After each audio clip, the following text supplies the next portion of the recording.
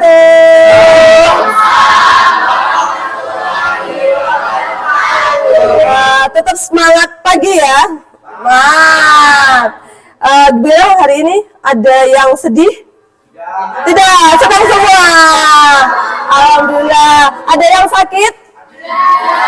Ya, alhamdulillah semua sehat, fokus ya. Ya, agak panas sedikit memang nggak apa-apa, lagi cuacanya. Sebelumnya di pertemuan sebelumnya itu kita membahas tentang peran dari tokoh-tokoh golongan muda dan golongan tua. Hari ini Bu Hani akan menjelaskan dulu tujuan pembelajaran pada hari ini. Kalau kemarin kita fokus ke peranan, sekarang kita fokus ke ini. Terlihat? Oke. Tujuan pembelajaran hari ini adalah menganalisis dinamika dan respon masyarakat Indonesia atas proklamasi kemerdekaan 17 Agustus 1945. Nanti pada materi ini akan dibagi dua pertemuan. Satu pertemuannya nanti kalian akan project satu kelas bareng, yaitu membuat draft skenario sinematografi sejarah. Nanti sinematografinya judulnya adalah dari Rengas Dengklok sampai dengan Pegangsaan Timur 56. Maksudnya dari Rengas Dengklok peristiwa sampai dengan kemerdekaan. Maksudnya seperti itu ya. Lalu untuk minggu depannya kalian sudah selesai mengerjakan sinematografi, kita nobar, nonton bareng sambil mengevaluasi hasil karya dari proyek kalian yang sinematografi itu. Seperti itu. Jadi tujuannya kurang lebih yang kita pelajari hari ini adalah itu. Nah, untuk jadwalnya tahap sinematografi sejarah ini, minggu ini kita penulisan skrip dan persiapan properti, lalu minggu kedua role play dan take video, ini menyesuaikan aja. Untuk selanjutnya yaitu editing dan finishing. Nah, setelah itu baru kita melaksanakan nobar atau evaluasi seperti itu. Oke, seperti biasa ada ya, tunggu dulu ya. Jam ke-7 selesai, jam ke-8 dimulai.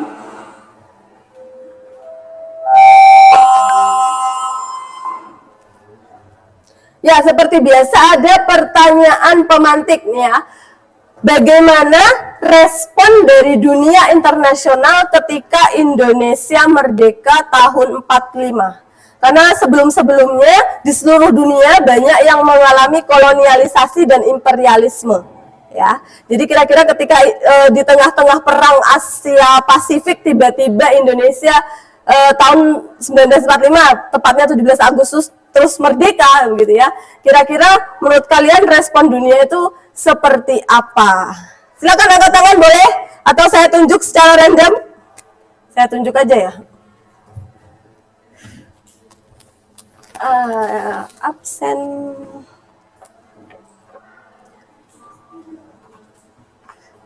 Oh iya, siapa negara pertama kali yang mengakui kemerdekaan Republik Indonesia?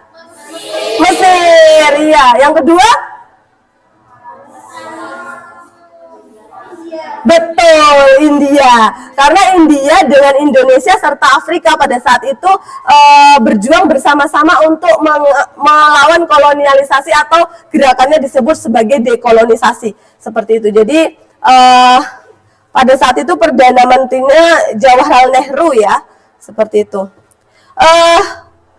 Cang Nara, gimana respon dunia internasional?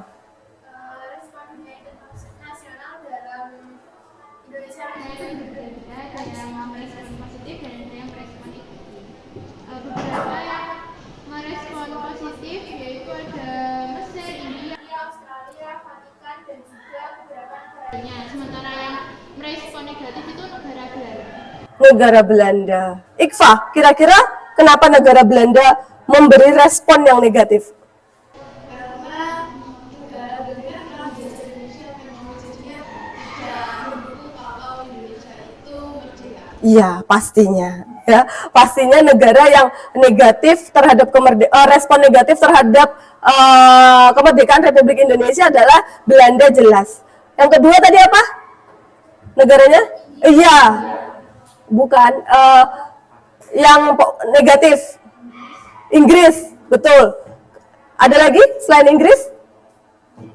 Betul, Amerika Serikat. Jadi negara yang paling negatif untuk mengakui kemerdekaan Republik Indonesia itu kurang lebih ada 3 ini. Sekutu ya, bisa kita bilang itu sekutu. Jadi ada Amerika Serikat, lalu Inggris dan juga Belanda. Kenapa bisa ada 3 negara ini? Ini disebabkan karena ada kepentingan. Ya, masih ada kepentingan di dalamnya. Belanda jelas punya kepentingan untuk mengambil kembali wilayah Indonesia. Inggris juga seperti itu. Kenapa Indonesia merdeka dia khawatir? Karena takutnya itu menjadi gejolak untuk negara jajahannya dia. Karena Malaysia itu adalah jajahannya Inggris. Takutnya nanti beberapa negara jajahan Inggris itu kemudian minta juga untuk merdeka. Seperti itu. Amerika Serikat juga sama. Karena juga sekutu dengan Inggris dan sebagainya. Kalau Australia, positif apa negatif? Positif. Karena apa? Australia. Persamaan wilayah bisa. Oke, yang lain? Persamaan wilayah bisa, dan di sini Australia tidak punya kepentingan mendasar ya. Dia bahkan beberapa kali Australia ini menjadi negara mediator antara Belanda dan Indonesia. Ketika Irian Barat itu kan mediatornya termasuk ada di situ adalah Australia di dalamnya. Kurang lebih seperti itu. Oke. Ini adalah perumusan naskah proklamasi. Nah, kurang lebih materi hari ini tuh bisa dilihat ada kekalahan Jepang dalam Perang Asia Timur Raya. Kita kemarin sudah minggu lalu sudah mempelajari ini, lalu perbedaan pendapat golongan tua dan golongan muda kita sudah pelajari di minggu lalu juga. Peristiwa Rengas Dengklok sudah beberapa, penyusunan teks proklamasi kita belum, nanti kita bahas hari ini pembacaan teks proklamasi sampai dengan penyebaran berita proklamasi ke seluruh wilayah di Indonesia. Kurang lebih seperti itu. Nah ini foto yang jarang terpublish di buku kalian. Ada yang sudah pernah melihat sebelumnya? Belum kan? Memang jarang dipublish ini ya. Yaitu ini penandatanganan kekalahan Jepang di atas kapal Missouri. Ini punya sekutu. Jadi pada saat Hiroshima Nagasaki di bom atom rata sebagainya, akhirnya Jepang menyerah kepada sekutu tanpa syarat. Jadi yang nggak tanpa syarat, nggak ada syarat apa-apa, ya aku nyerah begitu ya. Saya nyerah sepertinya. Nah, untuk menyerah itu si Jepang harus menandatangani itu kekalahannya di Perang Asia Pasifik ini ya, Asia Pasifik seperti ini. Ini pada tanggal 2 September tahun 45. Ya, di atas kapal. Kalau kita misalnya nunggu Jepang seperti ini, nggak merdeka kita Agustus. Karena jauh ya, 17 Agustus sampai dengan 2 September. Ya kan, vacuum of power-nya panjang. Ya. Bisa-bisa tidak merdeka. Bagaimana dia bisa memberikan kita kemerdekaan padahal dia juga sedang kalah dalam perang. Itu kan tidak bisa dilakukan atau tidak, kurang mungkin untuk dilakukan.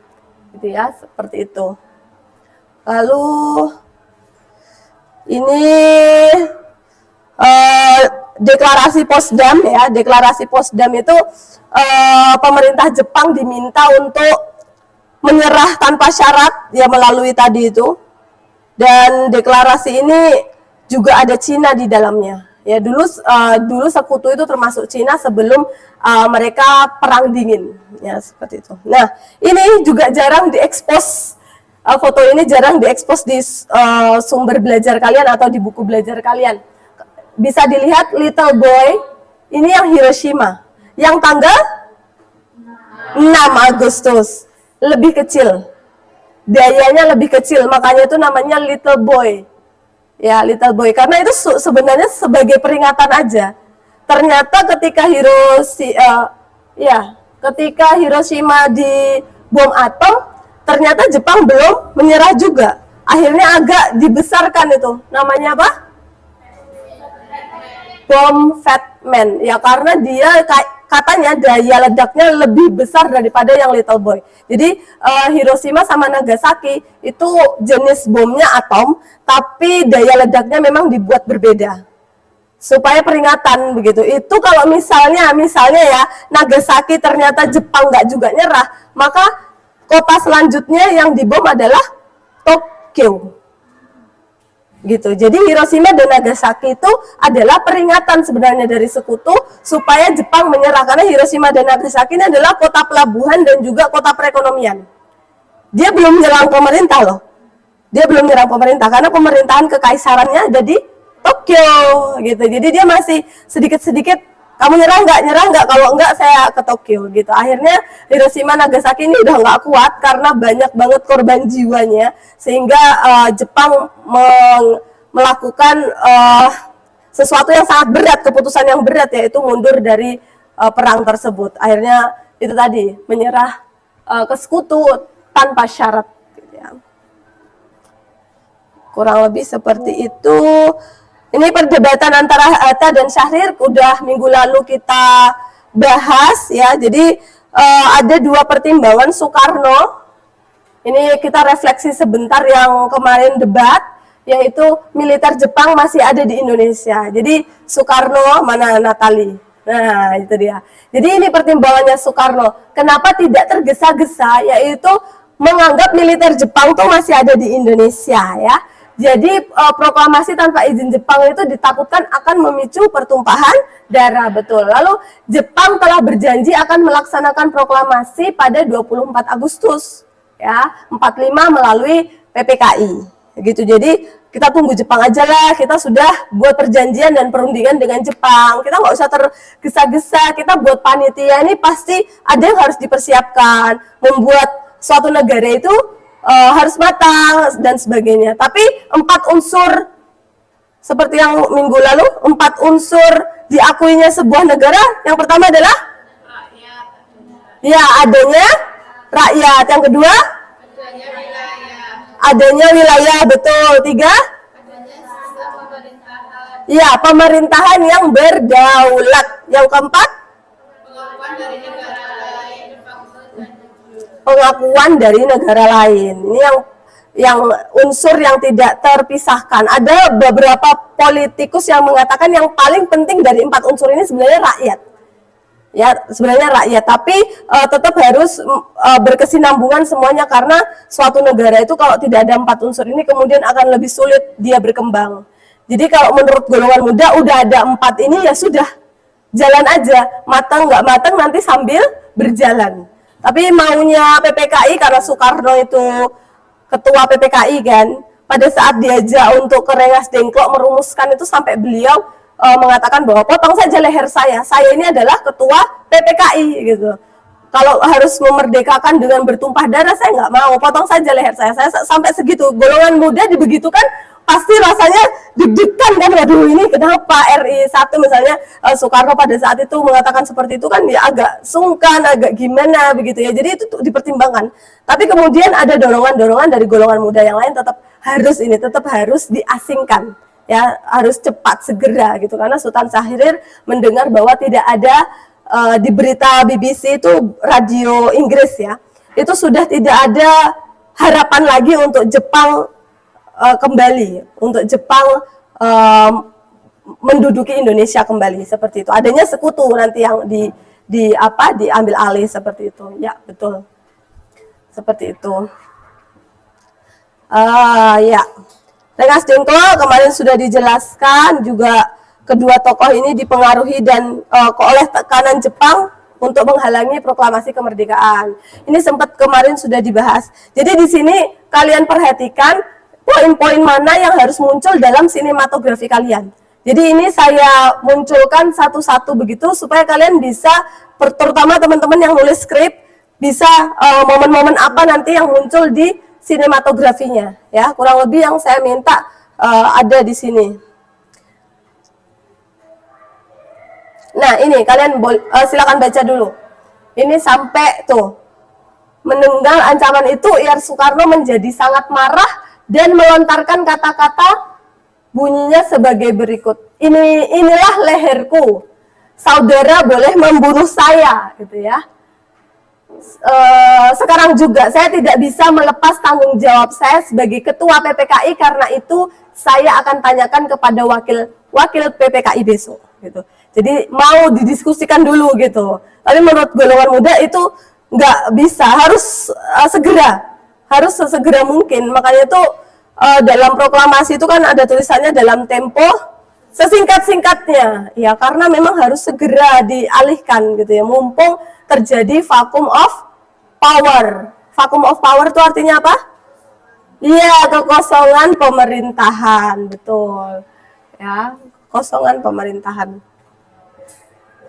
Nah, kalau kalian masih menerawang kira-kira dari Jakarta sampai ke Rengas Dengklok tuh lewatnya mana sih? Ini peta pada zaman dulu. Bukan peta sekarang yang kalian lihat Google Maps tuh langsung klik-klik aja gitu. Ada yang nggak bisa baca Google Maps? Saya.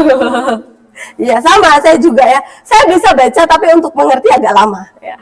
Jadi itu Jakarta ke sebelah selatan begitu ya. Nanti kalau sudah hampir ke Kerawang itu daerah ke utara. Jadi hampir ke Pantura, daerah pantai utara gitu ya. Di situ tidak ada markas dari Jepang sehingga dianggap tempat inilah yang kemudian bisa representatif untuk dijadikan tempat diskusi karena berada di luar jangkauan dari pengaruh Jepang.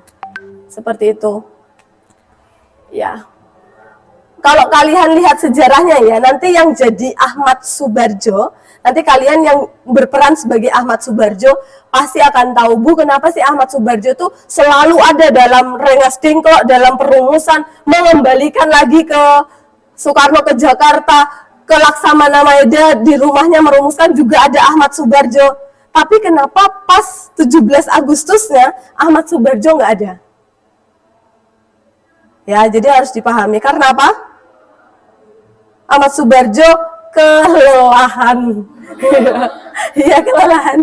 Karena selama itu dia yang ikut menyupiri ya, selama perjalanan dari situ Jakarta ke Rengas Dengklok. Bolak-balik. Jadi IR Soekarno aja pas tanggal 17 Agustus tuh mengalami malaria. Sempat panas paginya. Ya, sempat panas paginya. Makanya itu diundur sampai agak siang jam 10. Seperti itu ya, karena memang kelelahan pada saat perumusan, perjalanan ke sini itu sangat melelahkan. Itu ya. Jadi nanti ketika kalian berperan nanti jadi apapun, tolong dibaca betul-betul skripnya dan kesejarahannya. Jadi seperti yang sudah saya katakan di minggu lalu, tidak ada kata penculikan ya, diganti dengan pengasingan, diasingkan. Jadi nggak ada tuh kelihatan di ada kakak kelas kalian yang mengerjakan ini. Saya shock karena apa? Karena dia menginterpretasi penculikan itu betul-betul saya dihadapkan dengan hasil karya proyek mereka tuh yang dimana Bung Karno sama Bung Hatta tuh dimasukkan ke karung. Dimasukkan ke karung, set gitu terus dibawa pergi. Berarti kan mereka salah menginterpretasi kejadian sejarah, karena itu jadi penilaian buat saya. Ya, itu jadi penilaian buat saya. Jangan melakukan hal sama seperti kakak tingkat kalian di tahun sebelumnya gitu ya. Di situ ada yang salah menginterpretasi itu. Jadi diculik betul-betul kasar gitu ya.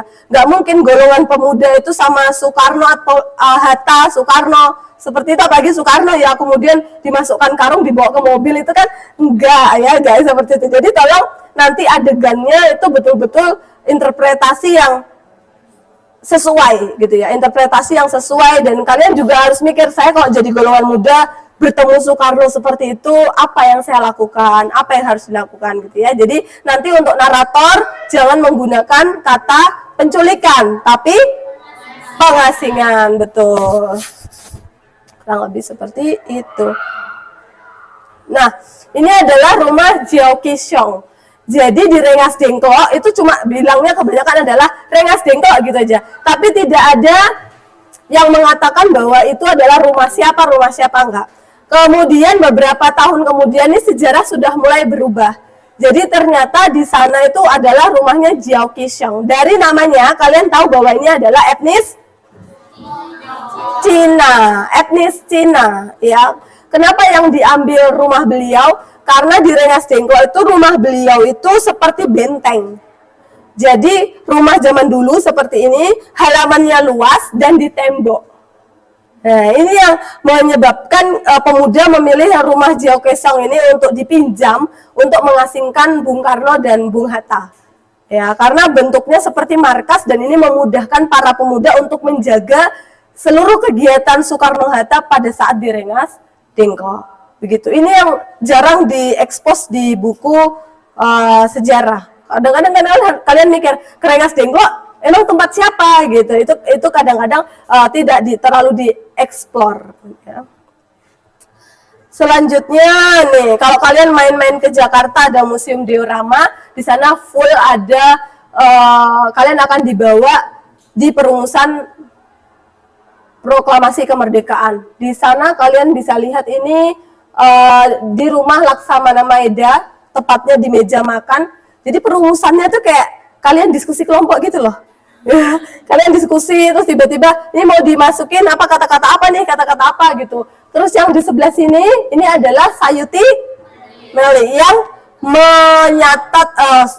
mengetik kembali ya, mengetik kembali naskah proklamasi yang ditulis tangan oleh Bung Karno. Sebelahnya adalah siapa? Sebelahnya Sayuti Meli. Ini adalah Sukarni. Apa Ahmad Subarjo? Oh, Ahmad Subarjo. Sukarni itu muncul ketika ini. Sukarni itu asli orang Garum ya. Makanya tuh taman di sana namanya Taman. Iya, itu adalah apresiasi. Mana yang rumahnya dekat Taman Sukarni? Angkat tangan. Enggak ada. Itu. Ya. Sering ke sana. Oh, jarang keluar. Oke. Jadi di situ disebut Taman Sukarni karena itu adalah bentuk apresiasi Kabupaten Blitar untuk mengenang putra terbaik bangsa yang berasal dari Garum. Jadi kalau kota punya Bung Karno, di sini punya Bung Karni. Ya. Jasa beliau adalah mengganti kata-kata atas wakil-wakil bangsa Indonesia. Ya, diganti atas nama bangsa Indonesia Soekarno-Hatta. Itu karya dari penambahan dari Sukarni itu. Ya, atas nama bangsa Indonesia Soekarno-Hatta. Tuh, nanti yang jadi Sukarni silakan ya. Kira-kira siapa yang perawakannya seperti Sukarni? Mungkin Pasha? Ya, mungkin Aldi boleh lah. Nanti saya tolong dibantu untuk kalian menulis siapa-siapa aja nanti yang akan jadi role play-nya. Kurang lebih seperti itu. Nah, yang di sebelah sana itu adalah tulisan tangan. Ya, yang di sebelah sini adalah yang sudah diketik oleh Sayuti Meli. Di sini kalian bisa lihat wakil bangsa Indonesia Soekarno-Hatta, di sini atas nama bangsa Indonesia Soekarno-Hatta, gitu ya. Menurut kalian lebih terdengar bagus yang mana? Atas nama, ya itulah hasil dari salah satu ide atau gagasan dari putra terbaik Garum, Kabupaten Blitar, yaitu Bung Karni. Kurang lebih seperti itu.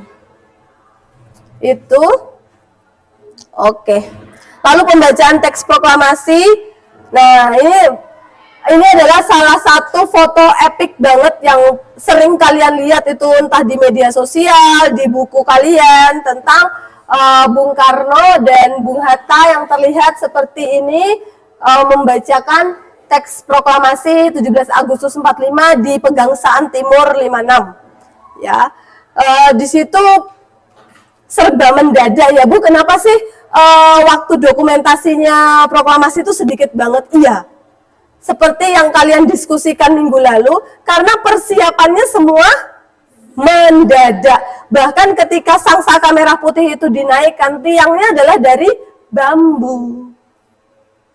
Apa adanya, wes seapa kenanya itu. Jadi kalian bayangkan aja tanggal 16 itu sudah pergi ke Rengas Dengklok, siangnya malamnya kembali ke Jakarta, merumuskan, besok paginya sudah harus diproklamasikan itu. Jadi untuk men-setting semuanya itu semua serba mendadak gitu ya. Bahkan sebelumnya mau di lapangan Ikada itu kemudian dirubah ke Pegangsaan Timur karena kalau di lapangan Ikada itu terlalu luas sehingga takutnya nanti dijadikan pantauan dari militer Jepang gitu. Sehingga kalau terjadi pertumpahan darah di sana sangat kelihatan sekali karena luangnya terbuka. Sedangkan kalau di Pegangsaan Timur itu kan lebih tertutup sehingga akses untuk terlihat dari luar itu lebih sedikit. aksesnya. Kurang lebih seperti itu. Nah, jadi berita kemerdekaan proklamasi kemerdekaan Republik Indonesia itu pertama kali disiarkan melalui radio yang kalian kenal dengan RRI, Radio Republik Indonesia, ya.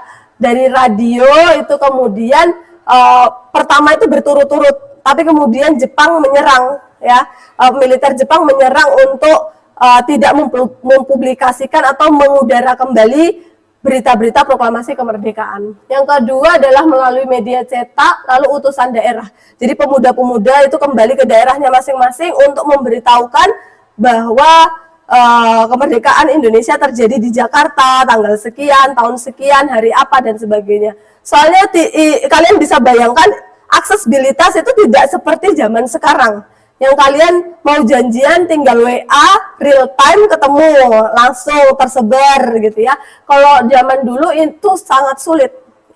Sudah sulit aksesnya dan dibatasi juga. Jadi sudah sulit, double sulitnya karena dibatasi oleh militer Jepang. Kok sudah pada ngantuk ini? Iya, konsentrasi. Oke. Sultan Syahrir itu golongan muda atau golongan tua? Muda. Ahmad Subarjo? Tua.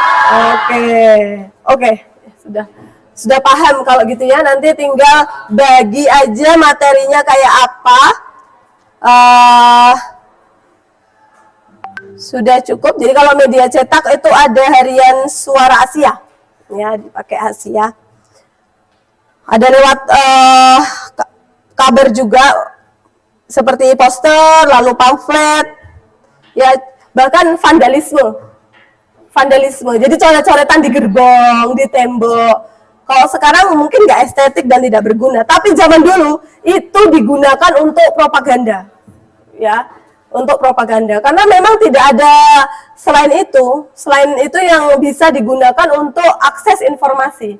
Jadi ya dia nulis Indonesia merdeka. Merdeka Indonesia gitu tuh di setiap jalan-jalan atau tembok-tembok di seluruh pelosok kota, sehingga orang yang melihat, oh iya merdeka, dan itu akhirnya menjadi perbincangan, kemudian didiskusikan, dan kemudian menjadi informasi yang mereka terima sebagai pemersatu kebangsaan, ya, itu merdeka itu tadi. Kurang lebih seperti itu. Lalu, nah, ini beberapa tokoh-tokoh yang harus kalian ketahui sebagai utusan ke daerah. Kalian bisa lihat dari namanya ya, untuk bisa niteni, apa sih bahasa Indonesianya niteni itu? Menandai. Jadi bisa dilihat, misalnya kalau Ketut Puja, pasti dia kemana? Bali. Kalau Teku Muhammad Hasan pasti Aceh gitu ya. Kalau Samratulangi orang Sulawesi, kan ada marga Samratulangi gitu ya. Lalu Hamidan ke Kalimantan. Jadi kalian bisa lihat nanti, sebenarnya ini tidak perlu dihafalkan gimana-gimana. Kalau kalian bisa menganalisis dengan nama-nama daerah, itulah utusan-utusan daerah yang kemudian diutus untuk menyebarkan berita kemerdekaan Republik Indonesia. Oke, sekarang salam jas merah ya, saya coba dulu. Salam jas merah.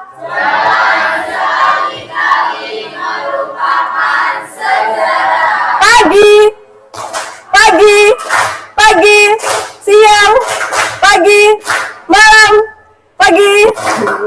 Tepuk tangan untuk kita semua. Nah, ini dia. Saya cek dulu ya soalnya. Silakan baca-baca dulu materi yang tadi sudah ada disampaikan sedikit-sedikit. Tadi kalian pasti punya catatan juga di minggu-minggu kemarin. Silakan direview, karena setelah ini ada beberapa anak yang maju untuk perwakilan deret ya. Jadi per deret nanti maju untuk bertanding di World Wall.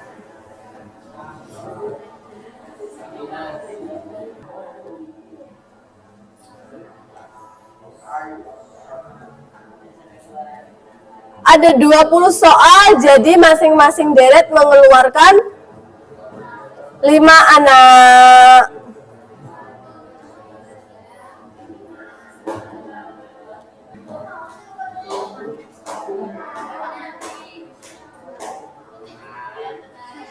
Sudah siap?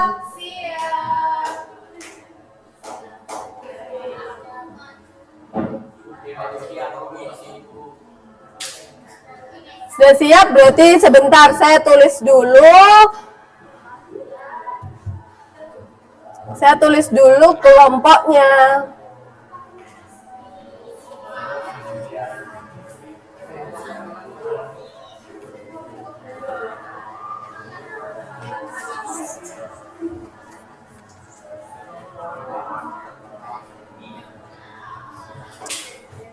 Kelompok 1 dimulai dari sana ya, pas ini. Sana. Sana lah. 1, 2, 3, 4. Oke. Ya harus bisa. Harus bisa. Kita mulai dari kelompok 1. Siapa yang maju kelompok 1? Siapa? Gak boleh. Natali. Terus? Rifki. Oh, Rafki. Terus? Siapa? Hafiza. Yoga. Sama? Reni.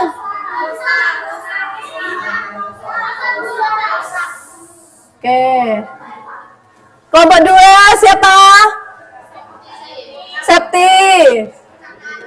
Cang-cang. Isma. Isma.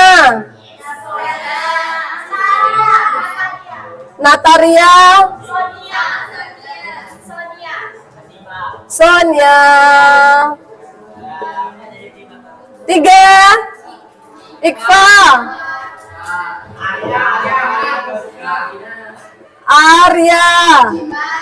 Dimas. Dea. Siapa? Putri. Kelompok 4. Adi. Nisya.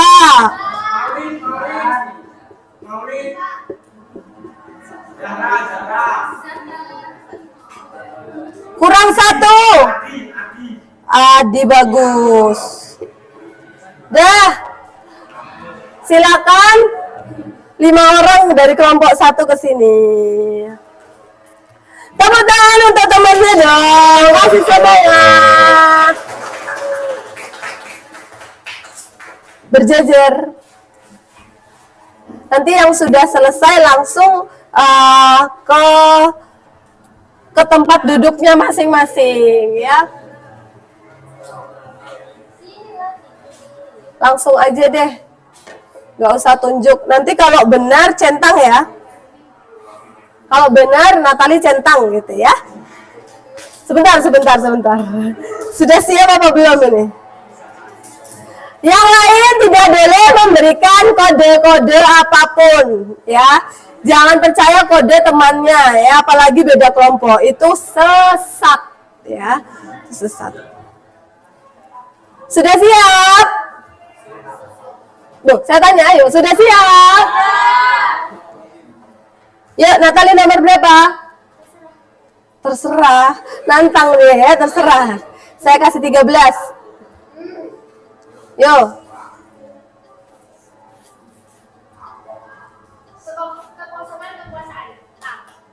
Oke, centang. Selanjutnya kasih. Silakan kembali. Lalu, nah ya ditukar. Nomor 14. Silakan diperhatikan.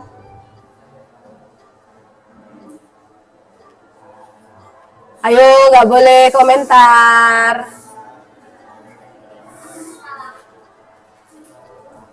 Oke, centang. Jangan diskusi ya. Silakan nomor berapa? Nomor 11. Yo. Oke. Lanjut. Nomor berapa? 7.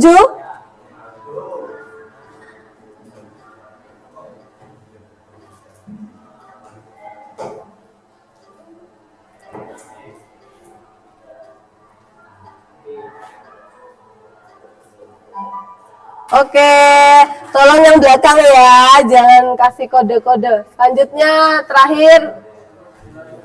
Berapa? Nomor 9.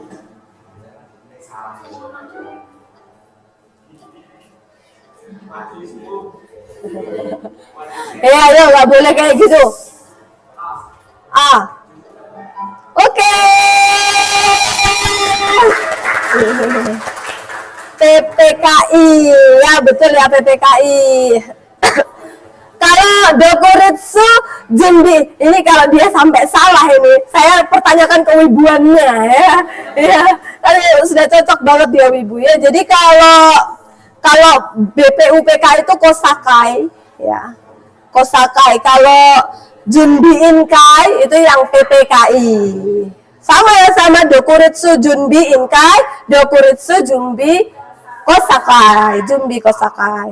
Oke, terima kasih kelompok 1, dia dapat nilai full ya. Walaupun tadi agak bingung tadi pas siapa tadi ya.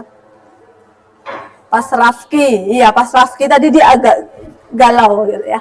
Silakan kelompok 2 maju, tepuk tangan untuk Septi, Canggara, Isma, Nataria dan Sonia. Yuk.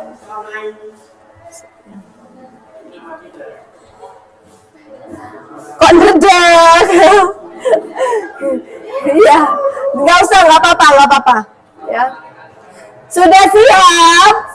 Siap. Silakan, nomor berapa? Nomor 12.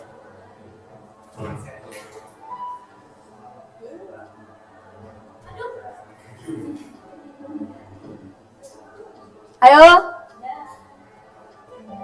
Oke, silakan centang. Selanjutnya spidolnya kasihkan. Oke, nomor berapa?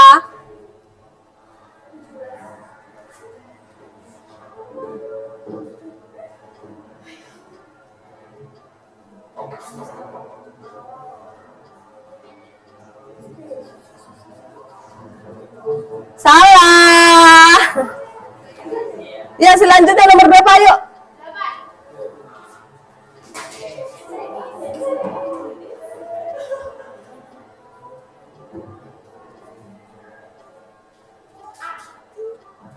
Oke, betul. Tadi siapa yang salah ya tadi ya? Isma. Apa tadi Isma pertanyaannya? Iya. Saya teman-teman Melik bertugas menjadi iya, mengetik naskah proklamasi. Saya yakin tadi Isma bisa, cuma dia ndredeg ya. Jadi agak ngeblank gitu ya. Nomor berapa Nataria?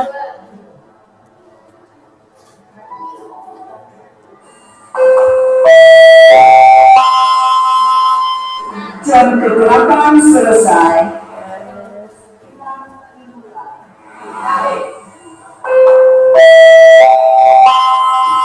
Sebentar. Nomor 4. Silakan.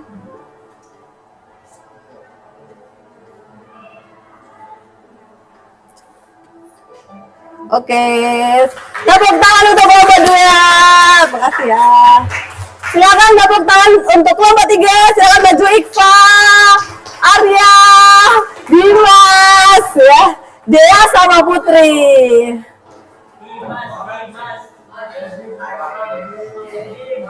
Yuk, Bismillah pasti bisa gitu ya. Gimana? Sudah siap? Siap. Yuk Iqfa, mulai ya. Yang lain ya, tolong jangan kasih kode-kode. Nanti kalau kasih kode-kode, maka saya kurangi nanti nilainya ya. Nomor 1, Iqfa nomor 1. Silakan.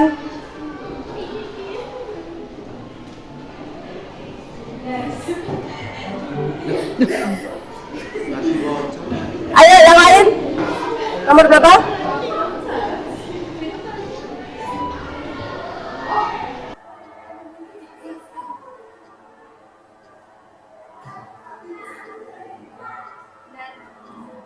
Oke. Benar, silakan dicentang. Sebentar saya pinjam. Tadi Iqfa salah ya. Karena tadi kenapa Iqfa salah? Karena yang benar adalah bukan markas Inggris, tapi markas Jepang. Jepang, woy.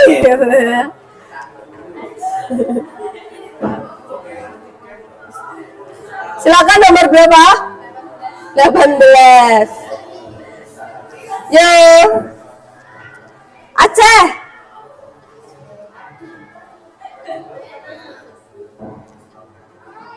Ayo. Yo. Ayo cepat waktu.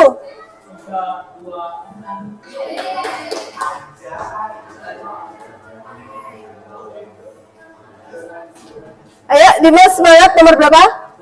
10. Yo.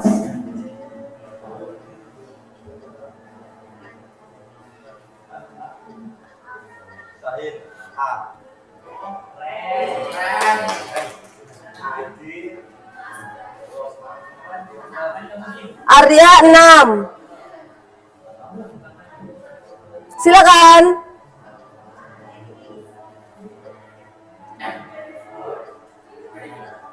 Ayo.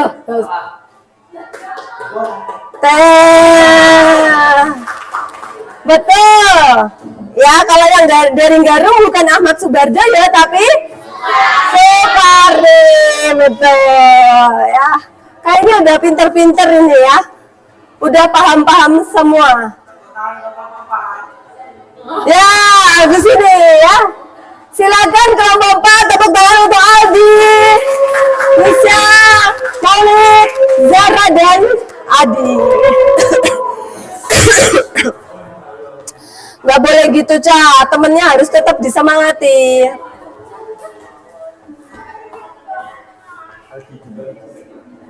Silakan.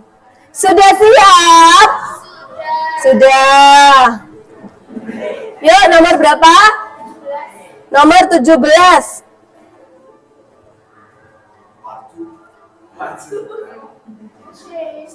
C. Oke, centang. Mudiah ya, mudiah.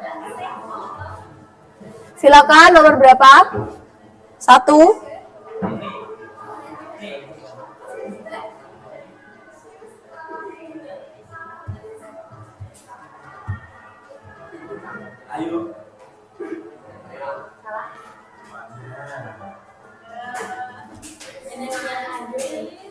Ayo Nendi ini ya.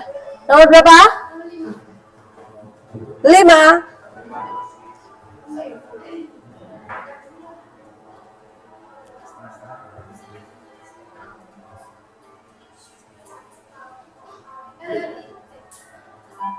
Oke, RRI. Apa itu RRI? Betul, Radio Republik Indonesia. Selanjutnya, yuk Gus, nomor berapa? 19.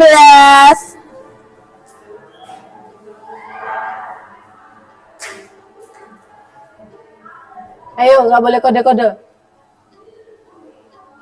Ayo.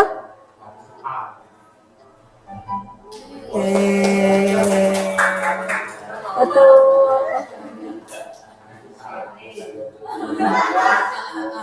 Berapa? Aldi 15.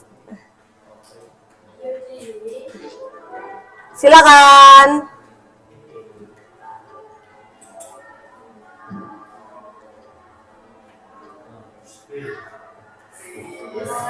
Tepuk tangan.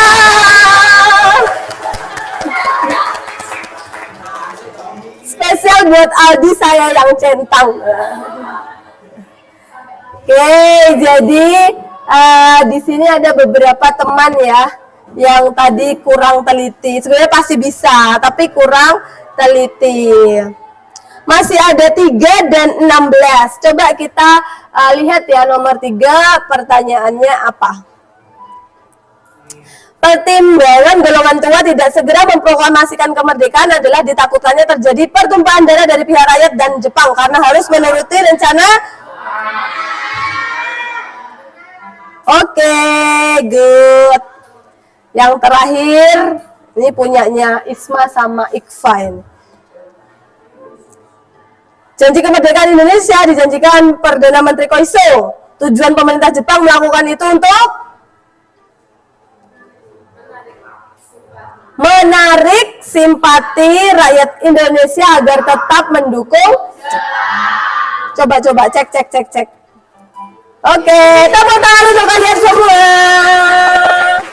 20 soal sudah terlewati dan kebanyakan sudah bisa dan sudah mampu untuk menjawab pertanyaan tersebut. Jadi sekarang kita lanjut aja untuk langsung saja menuju ke proyek, yaitu nanti setelah ini saya tampilkan form untuk kalian isi. Siapa yang jadi Soekarno, siapa yang jadi Fatmawati, kameramennya berapa, sutradaranya siapa, itu nanti silakan diisi ya, diisi.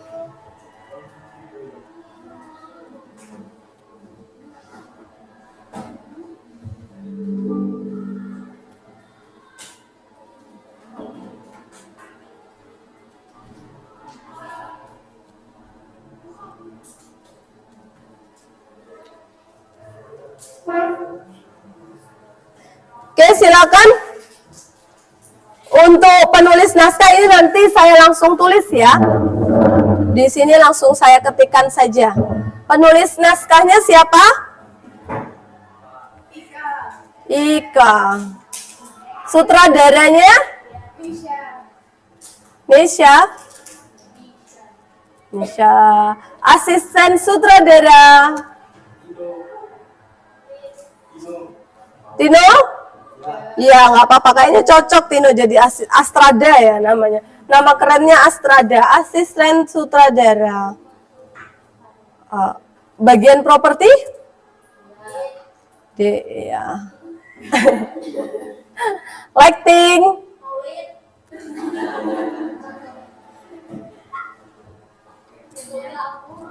Kameramennya siapa aja ini? Davina, iya Davina selalu jadi kameramen ya. Gak apa-apa Davina karena kameramen selalu selamat ya. Davina terus? Elvina terus? Kurang Nana satu lagi. Nara. Cang Nara. Bagian editor karena editor agak berat jadi bisa 2-3 orang editor boleh. Septi oke. Zahra boleh. Pasha. Narator. Boleh Putra, boleh Putri. Galvinesa boleh. Narator tuh yang membacakan.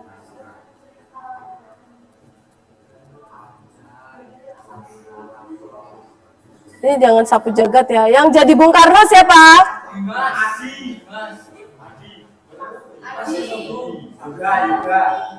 Adi bagus. Muhammad Hatta. Kayaknya Yoga deh. Yoga. Ahmad Sudarjo. Adi kan sudah. Adi Bung Karno. Dimas? Aldi. Boleh deh. Sayuti Malik.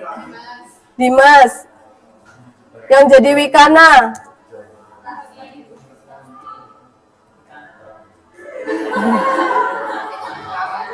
Khairul Saleh. Mati. Iya, ini tadi harus. Gak apa-apa, saya tulis di sini langsung. Khairul Salehnya. Oh iya, yang belum Arya ya. Sultan Syahrir nih, siapa Sultan Syahrir? Aldi sudah.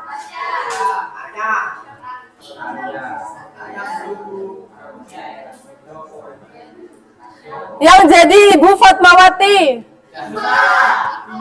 Ikfa. Ikfa berarti Bung Karno-nya di Bagus ya, bukan Rafki.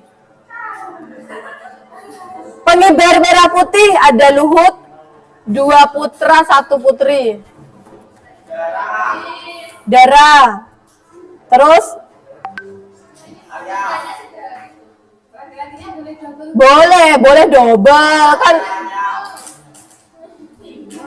Boleh kan, nggak semuanya nanti langsung tag-nya bareng. Ini rakyat yang menyaksikan berarti yang belum dapat peran ya.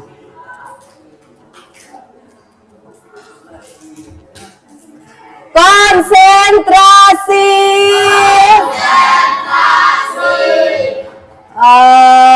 Udah kurang lebih seperti itu. Sekarang silakan kalian diskusi untuk jalan ceritanya. Kira-kira berapa menit diskusi? 7 menit ya? Cukup. Silakan berdiskusi. Bangkunya bisa dihadapkan berhadap-hadapan.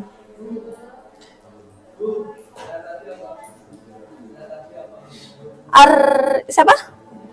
Arya ya? Jadi Khairul Saleh, jadi golongan muda.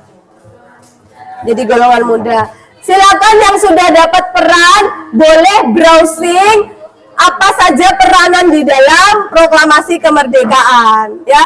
Jadi yang jadi Ibu Fatmawati juga tahu peranannya pada saat kemerdekaan gitu ya. Bu, nanti bawa properti anak kecil nggak usah. Jadi ketika Bung Karno dengan Ibu Fatmawati ke Rengas Dengklok itu kan bawa Guntur masih bayi. Jadi nanti boleh gunakan boneka-bonekaan aja propertinya, nggak usah bayi betulan. Astagfirullah, nggak boleh ya gitu. Silakan kalian boleh eksplorasi bahan bacaan untuk mengetahui peran atau role play kalian masing-masing. Apakah bisa dipahami? Oke, silakan.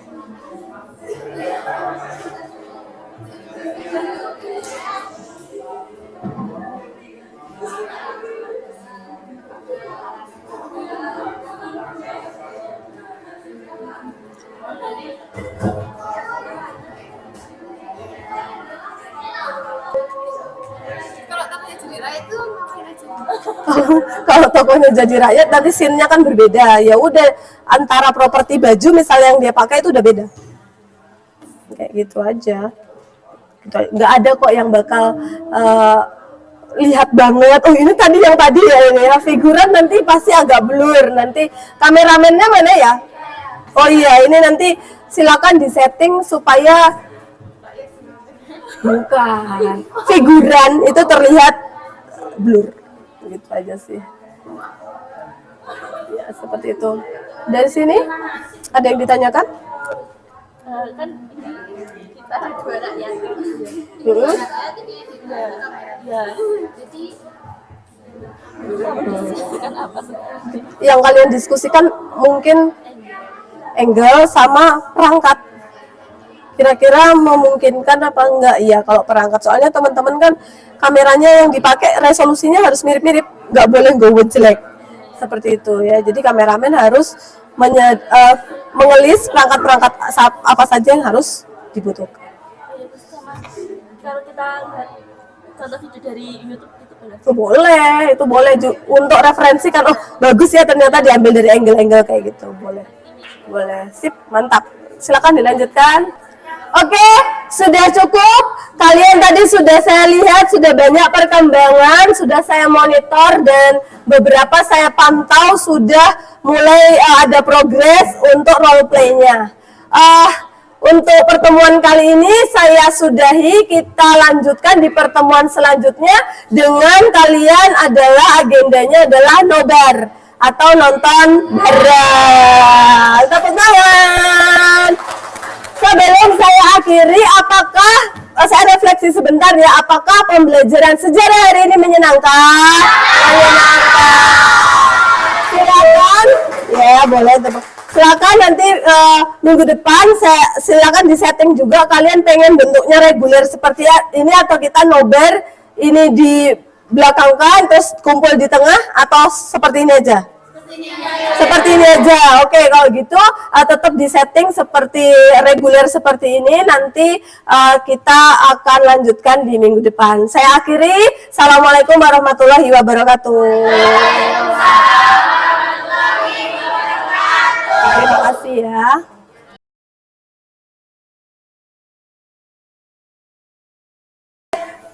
Assalamualaikum warahmatullahi wabarakatuh. Bagaimana kabar hari ini? Alhamdulillah sehat. Hari ini ada yang nggak masuk? Siapa yang nggak masuk? Vanessa, oke, tetap Vanessa ya, nggak apa-apa. Yang penting sudah ada izinnya. Kemarin, tadi malam saya sudah terima email kalian mengenai link dari project yang sudah kalian lakukan. Hari ini agenda pembelajaran kita adalah nobar, yaitu nonton bareng. Nah, silakan kalian perhatikan, nanti kalian juga boleh menilai proyek kalian sendiri. Apa saja yang saya nilai atau bisa kalian nilai begitu adalah kurang lebih itu tadi. Ini tadi bisa dilihat, jadi penilaiannya, jadi nanti kalian lihat ya hasilnya, peran role play-nya sudah sesuai apa enggak.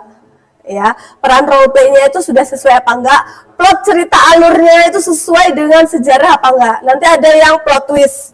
Nah, itu yang kemudian nanti harus kita perhatikan. Lalu kesesuaian sejarah. Jadi pasti kalian memiliki tafsir yang berbeda-beda soal perumusan sampai dengan proklamasi kemerdekaan kan. Nah, ini nanti juga akan kita lihat bareng kesesuaian sejarahnya. Ya, kita nilai itu. Lalu kualitas gambar, kualitas suara, ini adu editor ya. Nanti ini coba kita perhatikan editornya di sini sama kameramen. Ini hasil karya dari kameramen dan juga editor. Lalu pesan moralnya. Jadi sebenarnya tujuan utama sinematografi itu adalah seni untuk menceritakan sesuatu dalam bentuk gambar. Beda sama videografi atau dokumenter, itu beda ya. Kalau kalian jedak jeduk itu videografi, ya videografi. Nggak ada pesan moral yang diceritakan dalam situ. Nah, sedangkan kalau misalnya ada pesan moral di dalam, itu namanya sinematografi. Sudah tahu ya bedanya ya? Oke. Kalau begitu, hari ini kita langsung saja karena yang kalian kirim adalah sesuai dengan permintaan saya, yaitu 20-30 menit. Yang kalian kirim kemarin sudah saya unduh kurang lebih 30 menit, 36 detik. Ya, nggak apa-apa, sedikit melebihi. Tapi menurut saya itu sudah bagus. Silakan, sudah siap untuk melihatnya? Siap. Oke, jadi ini selama 30 menit, kalian silakan melihat hasil karya kalian semua. Nanti kelas lain juga ada. Jadi nanti akan saya bandingkan dengan kelas lain. Saya mengajar 5 rombel, kelas IPS 1 sampai dengan IPS 5. Nanti setiap kelas juga mengumpulkan kan. Jadi nanti akan saya menilai itu sesuai ini dan juga sesuai dengan kelas-kelas yang lain itu sesuai apa enggak. Nanti yang terbaik akan saya upload di YouTube resmi dari sekolah. Ya, terbaik dari 5 kelas ini. Seperti apa? Untuk sementara sepertinya dalam minggu ini kelas kalian baru pertama ini. Yang lain masih menunggu hari esok, gitu ya. Sudah siap 30 menit? Mari kita sama-sama melihat dan evaluasi, sama-sama menilai tentang ini. Oke? Oke. Saya pasang dulu. Penilaiannya boleh dicatat ya, mungkin dari kalian atau kurang apa silakan dicatat. Nanti akan saya tanyakan di tahap evaluasi.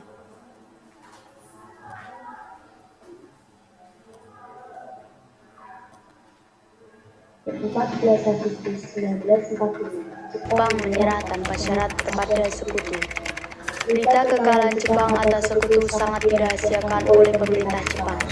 Banyak stasiun radio disertir oleh pemerintah Jepang. Akan tetapi, tokoh golongan muda yakni Sultan Syahrir mendengar kabar ini melalui radio BBC di Bali. Setelah mendengar berita tersebut, Sultan Syahrir mengumpulkan para pemuda untuk mengadakan rapat.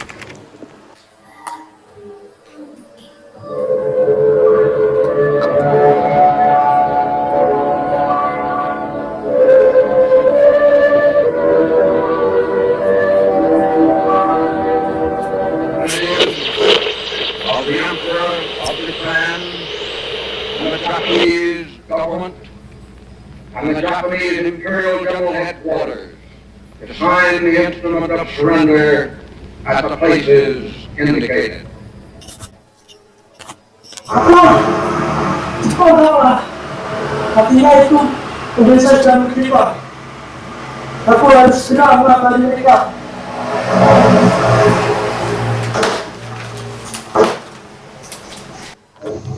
Pada tanggal 15 Agustus 1945, Sultan Syahrir mengumpulkan para pemuda untuk mengadakan pertemuan. Pertemuan tersebut dihadiri oleh Darwis, Sukarni, Khairul Salam, dan Butana di asrama Babadi Jalan Cikini nomor 71. Assalamualaikum. Waalaikumsalam. Saudara-saudara, saya ingin sampaikan, saya mengenal berita dari Robert BBC. Jepang telah menyerah pada sekutu. Kalau begitu kita harus segera mendesak golongan dua, terutama Bung Karno, untuk segera memproklamasikan kemerdekaan. Benar itu. Jepang tidak ada wewenang di Mesir. Kita harus mengeluarkan momen ini. Betul sekali, Bung. Tetapi jangan sampai proklamasi ini dikenalkan oleh PPKI. Kenapa kau berpendapat demikian? Karena PPKI adalah pembuka dari Jepang. Kita tidak ingin ada campur tangan Jepang dalam kemerdekaan Indonesia. Maka dari itu kita harus menolak segala bentuk hadiah kemerdekaan dari Jepang, karena kita akan menyusun kemerdekaan kita sendiri. Apa yang dikatakan Bung Syahrir itu benar. Kemerdekaan adalah hak dan persoalan rakyat yang harus segera diproklamasikan Indonesia. Oleh karena itu, kita harus segera pujuk Bung Karno dan Bung Hatta untuk segera proklamasikan Indonesia. Baiklah, saya bersama Butana, Darwis, dan Khairul Salam untuk menemui Bung Karno untuk membahas hal ini. Saya pamit undur diri. Jangan lupa untuk diberitahu. Baik, baik.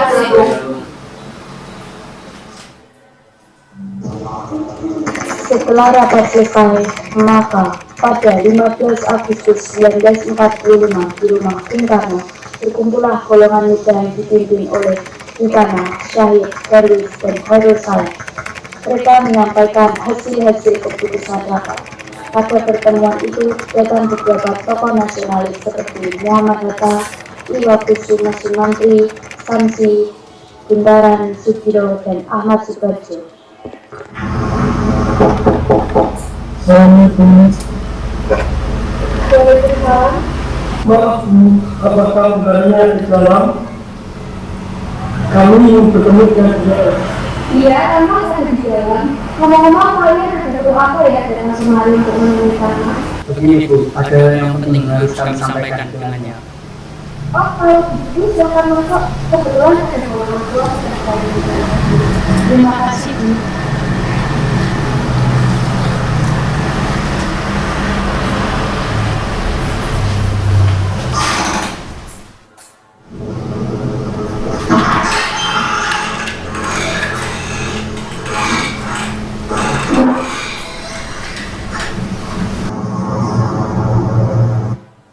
Oke, 3 orang ini adalah Bung Karno, Bung Hatta, dan Ahmad Subarjo. Berarti kalian sudah tepat dalam memilih role play untuk ini. Silakan lanjutkan ya.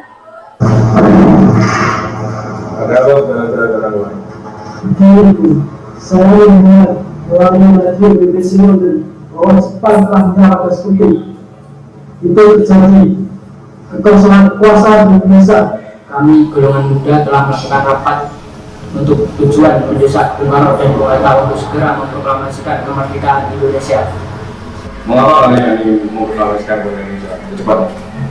Karena memang harus semacam yang baik bagi kita semua untuk segera memproklamasikan kemerdekaan Indonesia karena Jepang telah menyerang pada sekutu.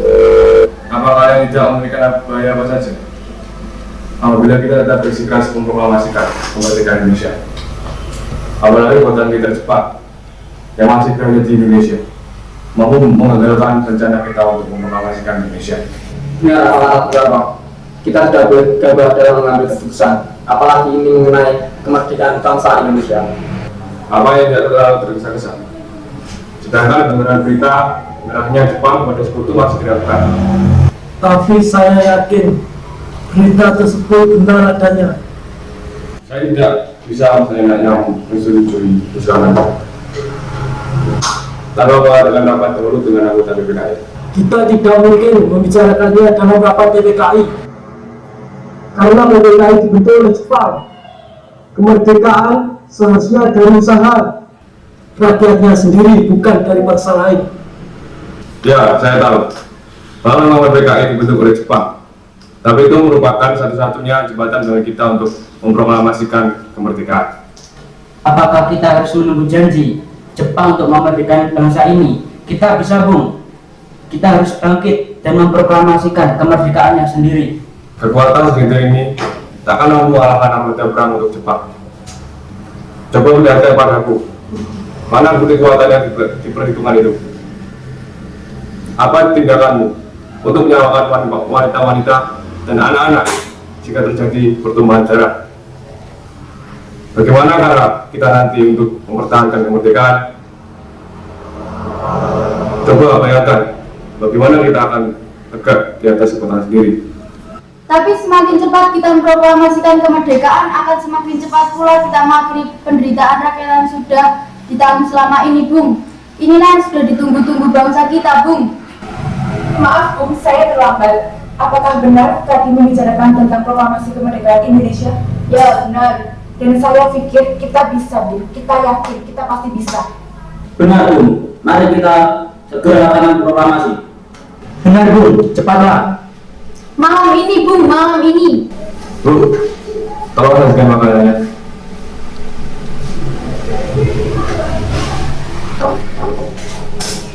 Baiklah, kami berikan waktu kami untuk 10 menit sebentar. Baiklah, Bung. Kalau begitu, kami tunggu di luar. Mari, Bung.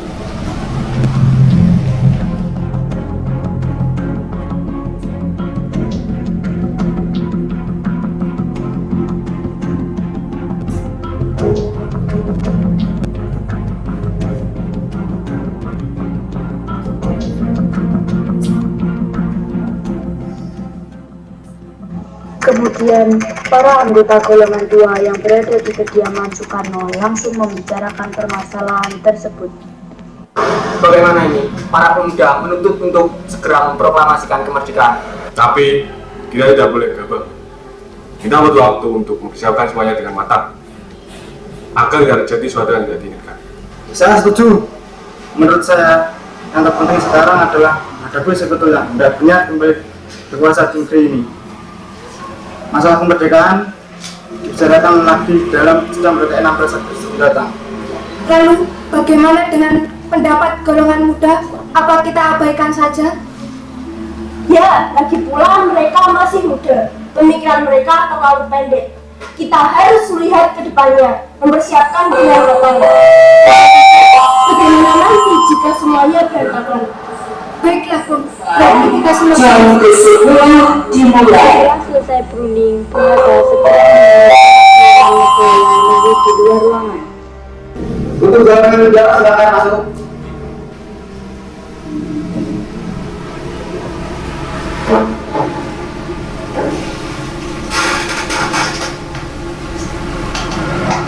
Setelah kami berunding tadi, kami memutuskan untuk tidak tergesa-gesa mengenai hal proklamasi kemerdekaan.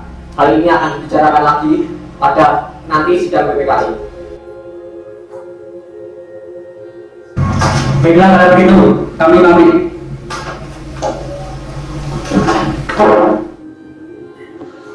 Pada tanggal 15 Agustus 1945, pukul 12 malam, golongan muda melakukan rapat di asrama Baperpi, Jalan Cikini, nomor 71. Dalam rapat itu diputuskan untuk mengasingkan Soekarno dan Hatta ke Rengas Dengklok dengan tujuan agar Bung Karno dan Bung Hatta tidak terpengaruh oleh Jepang. Saudara-saudara, seperti yang telah kita ketahui, Bung Karno menolak untuk segera melaksanakan proklamasi. Lalu apa yang harus kita lakukan? Begini saja, bagaimana jika Bung Karno dan Bung Hatta kita asingkan keluar Jakarta? Itu semua untuk menjauhkan mereka dari pengaruh Jepang. Hah? Mengasingkan Soekarno Hatta? Ya, kita bawa keduanya ke suatu tempat dan kita bujuk mereka agar segera memproklamasikan kemerdekaan Indonesia. Itu benar, dengan begitu Jepang tidak akan bisa mempengaruhi mereka. Tapi kemana kita akan membawanya? Rengas Dengklok, karena di sana tempat pemusatan tentara kita dan terjamin aman. Rengas Dengklok itu luas. Di mana kita akan menempatkan keduanya? Saya akan menghubungi Sudarko Subeno selaku Komandan Konti Peta Rengas Dengklok untuk hal ini.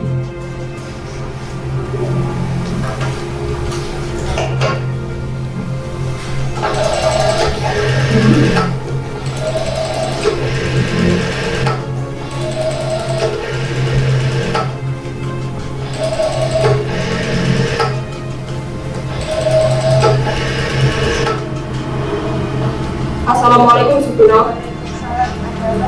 Kami akan menculik Bung Karno dan Bung Hatta untuk mendesak mereka agar cepat melaksanakan proklamasi. Apa? Mereka? Ya, kami butuh bantuan Anda untuk mencarikan tempat bagi Bung Karno dan Bung Hatta.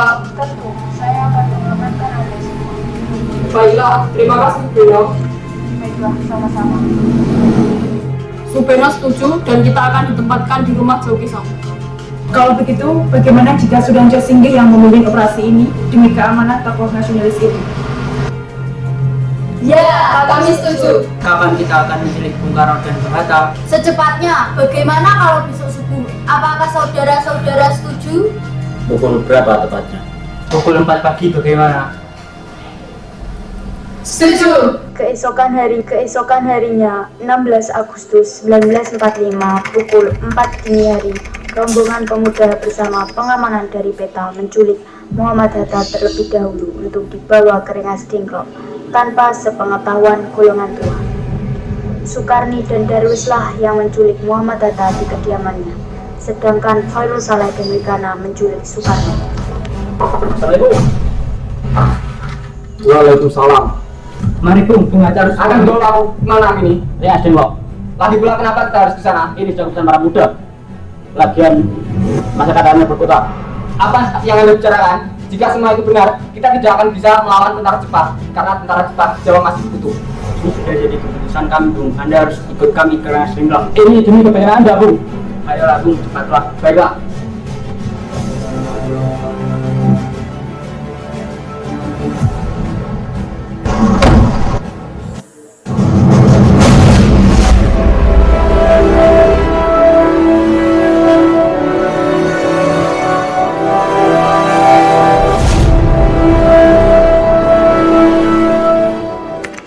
Rombongan Wikana dan Khairul Saleh kemudian menculik Soekarno di kediamannya.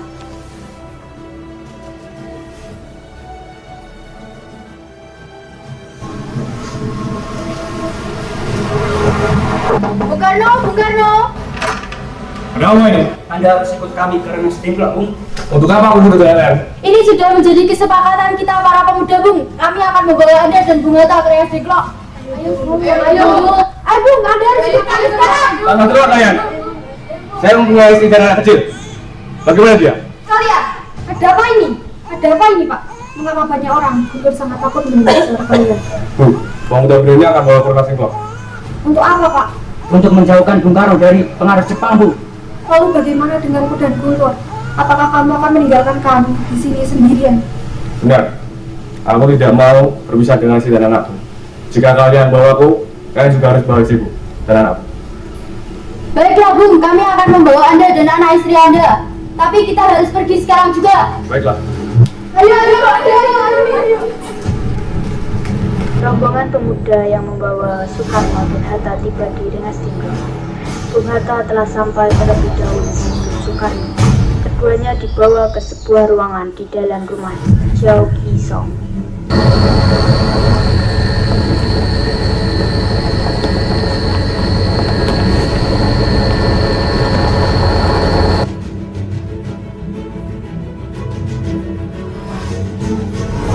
Mari, Bung.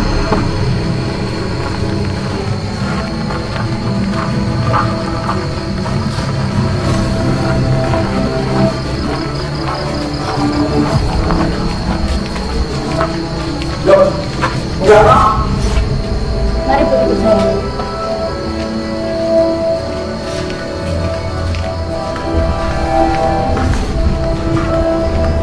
Hatta, ternyata kamu dari sini.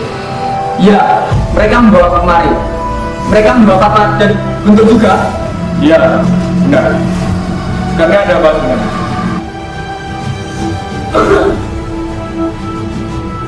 Ini, Bu. Kami ada sedang mengamankan kami ada. Ini saatnya tepat untuk kita memproklamasikan kemerdekaan Indonesia. Mengapa kau belum mendapatkan kemerdekaan? Kau pasti akan memerdekakan kita. Ayo mulai sekarang. Saya tidak setuju dengan itu, Bung. Kami, para pemuda, ingin kemerdekaan kami sendiri, bukan hadiah dari Jepang. Itu benar. Bila kata merdeka atas hadiah Jepang, maka kita adalah bukan Jepang. Kita pun akan kembali lagi. Saudara Sukari, biarkan Bung Hatta dan Bung Karno beristirahat terlebih dahulu. Kita bahas lagi nanti. Hilangnya Bung Karno dan Bung Hatta secara misterius pagi itu menimbulkan kepanikan di kalangan para pemimpin di Jakarta. Karena tanggal 16 Agustus 1945 seharusnya diadakan pertemuan PPKI, tetapi Soekarno dan Hatta tidak ada di tempat. Peristiwa ini baru diketahui oleh Ahmad Subarjo pada pukul 8 pagi. Ahmad Subarjo pun menelpon Witana.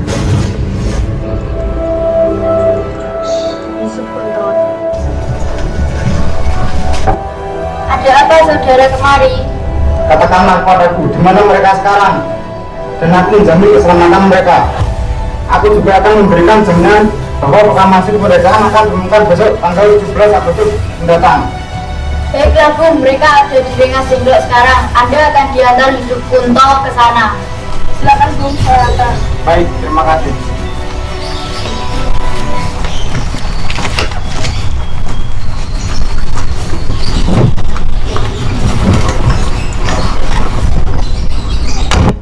Ahmad Subarjo tiba di Rengas Dengklok pukul 17.30 menjemput Soekarno dan rombongan. Saleh yang berada di luar melihat kedatangan Ahmad Subarjo pun langsung lari ke dalam untuk memberitahukannya kepada yang lain.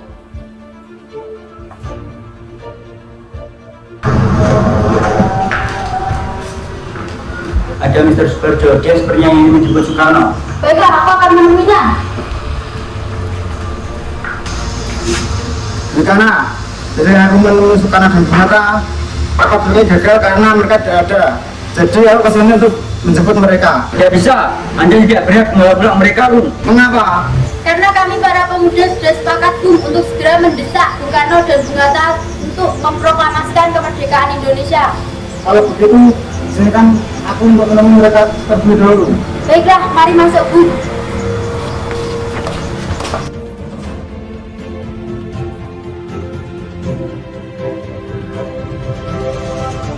Ada apa, Sarjo? Kapal PPKI batal karena Anda dan Bung Hatta tidak hadir. Selain itu, saya ingin menyampaikan bahwa Jepang telah menyerang pada sekutu. Jadi, negara tersebut benar adanya? Ya, benar, Bung. Kalau begitu, mari kita memproklamasikan kemerdekaan Indonesia ini, Bung. Benar, Bung. Ya, sebaliknya memang begitu, Bung. Baiklah, saya akan menuruti pimpinan kalian. Bolehkah kami pulang lihat yang butuh dari tadi menangis? Benar. Bolehkah saya membawa pulang Bung Karno dan Bung Hatta, Bung Karno? Tidak. Saya berjanji akan menjaga dengan taruhan nyawa saya. Apa kamu bisa memegang janjimu itu? Ya, bisa. Baiklah kalau begitu. Terima kasih. Bisa saja. Ada apa, Sabeno? Apakah proklamasi dapat dilakukan sebelum tengah malam nanti? Tidak mungkin. Sekarang sudah sekitar jam 8. Kami masih harus kembali ke Jakarta lalu mengundang anggota Badan Persiapan Kemerdekaan untuk rapat gelar. Itu memakan banyak waktu. Kami khawatir harus bekerja semalaman untuk menyelesaikannya. Bagaimana kalau jam 6 besok pagi? Saya akan berusaha sekuat tenaga agar dapat selesai jam 6 pagi. Tetapi sekitar tengah hari besok pasti sudah beres. Kalau tidak, bagaimana? Mayor, kalau tahu semua gagal, besok saya tanggal 21 jam 12 belum jadi proklamasi. Saya akan bertanggung jawab, tembak matilah saya. Baiklah, saya pegang janji. Hati-hati di jalan. Kita sudah sampai di Jakarta, Bung. Mari kita ke rumah Laksana Medan untuk membicarakan proklamasi. Baiklah, kalian tunggu sebentar. Saya akan mengantarkan istri dan anak saya terlebih dahulu. Baiklah, kita antar, Bung. Pada 17 Agustus 1945 dini hari, setelah sampai di rumah Laksamana Maida yang terletak di Jalan Imam Bonjol nomor 1, sebelumnya Bung Karno pergi menemui Nishimura agar merubah status dan keadaan di Indonesia. Namun Nishimura menolak, sehingga Bung Karno kembali ke rumah Laksamana Maida.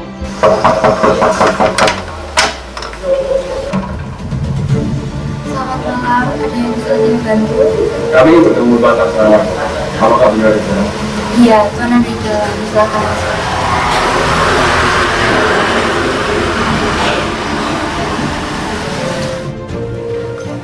Silakan Bapak. Tunggu dulu.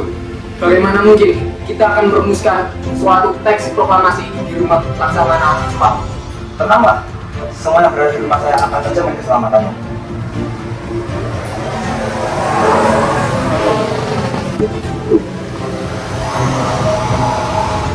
Baiklah, di ruangan mana kita dapat teruskannya? Silakan Anda berdiskusi di ruang makan ini. Saya akan pergi istirahat dulu. Dari sana, bagaimana bunyi naskah proklamasi?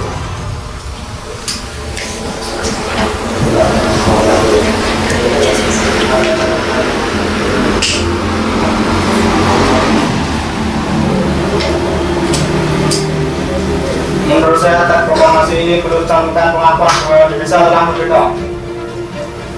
Saya pikir kalimat yang tetap adalah kami sebagai bangsa Indonesia dengan ini mendatang kemerdekaannya. Ya, saya setuju. Pernyataan tentang pengalihan kekuasaan harus juga dicantumkan. Ya, itu saja. Kita harus titipkan kalimat yang pas untuk ini. Bagaimana kalau kalimat kedua bunyinya, hal-hal yang mengenai pemindahan kekuasaan dan lain-lain diselenggarakan dengan cara seksama dan dalam tempo yang sesingkat-singkatnya. Bagus. Selanjutnya kita perlu menambahkan tanggal pembuatan dan membuat teks. Setuju. Kita tulis saja tanggalnya, 11 Agustus 1945.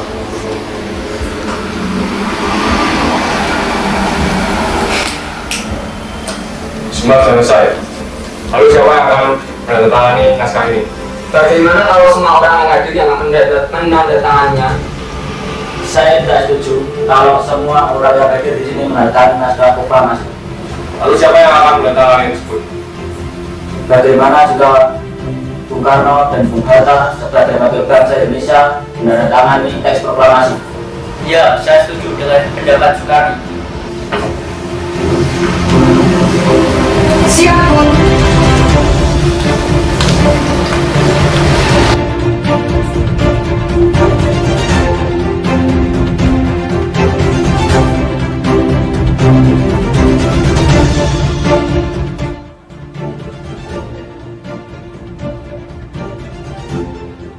Ini naskahnya, Bung. Silakan ditandatangani. Terima kasih, Saya Yudin.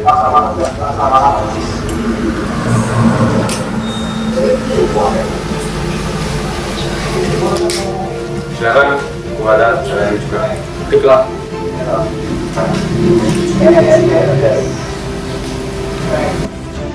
Setelah selesai diketik, hari itu juga tepatnya hari Jumat tanggal 17 Agustus 1945, pembacaan proklamasi kemerdekaan Indonesia di kediaman Insinyur Soekarno Jalan Pegangsaan Timur nomor 56 pukul 10 dini hari akan dilaksanakan. Para undangan dan warga Jakarta pun berbondong-bondong menuju kediaman Bung Karno tersebut. Pada saat yang sama sebelum proklamasi dilaksanakan, Soekarno dan Ibu Fatmawati sampai di kediaman mereka dan berbincang sejenak. Alhamdulillah, harinya semua berjalan dengan lancar. Terima kasih Bu, telah menemani saya di saat-saat yang mau berani. Iya, terima kasih kepada Gusti Allah yang telah memberikan kelancaran bagi bangsa kita untuk memproklamasikan kemerdekaan. Oh iya Pak, apakah kalian telah merencanakan bagaimana berlangsungnya proklamasi kemerdekaan besok? Sudah, kita akan melaksanakan upacara bendera yang nanti akan diiringi lagu Indonesia Raya, karya Bung Supratman. Bukankah kita belum punya bendera Pak? Lantas bagaimana? Ya ampun, Bapak sampai lupa. Kalau begitu bagaimana jika Ibu saja yang menjaga bendera? Tetapi bendera yang Ibu punya hanya kain warna merah dan putih. Bagaimana? Tentu saja, buatlah bendera yang sederhana.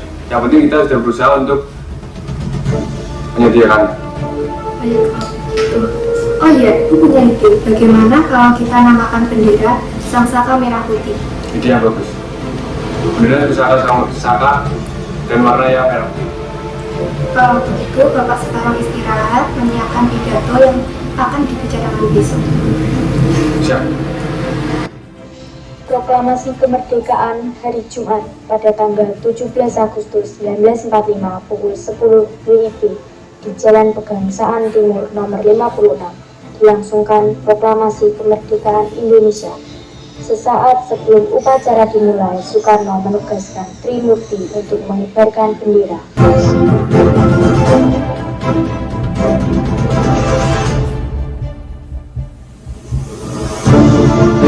Trimurti, tolong Anda kibarkan bendera merah putih sebagai tanda awal kejayaan bangsa ini. Hei Sumut, jaga baik-baik bendera ini. Kamu mendapat kehormatan untuk mengibarkan bendera ini untuk pertama kalinya dalam sejarah Indonesia. Siap Komandan, saya akan melaksanakan tanpa mengecewakan Anda.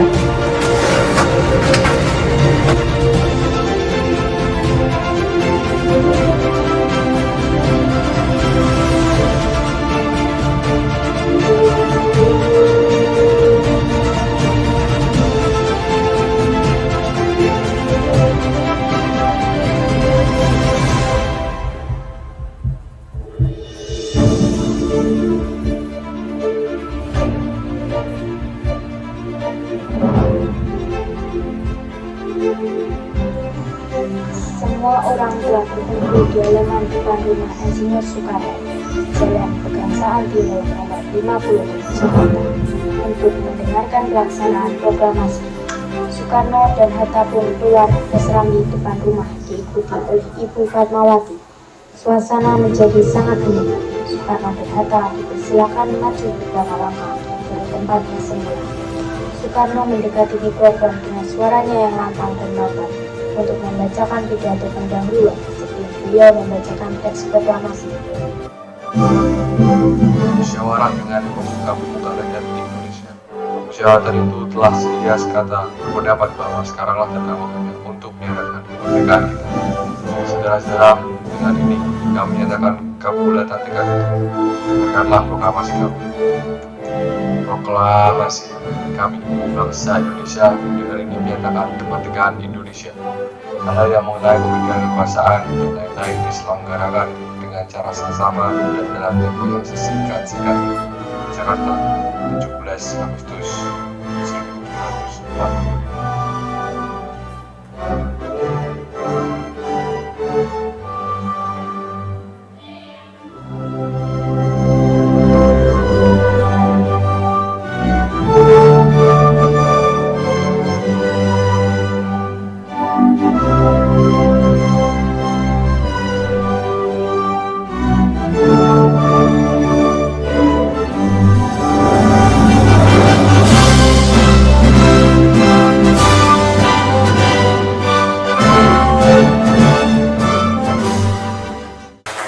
Luar biasa ya sinematografi yang sudah kalian buat walaupun dengan waktu yang disambi-sambi pasti dengan tugas-tugas yang lain.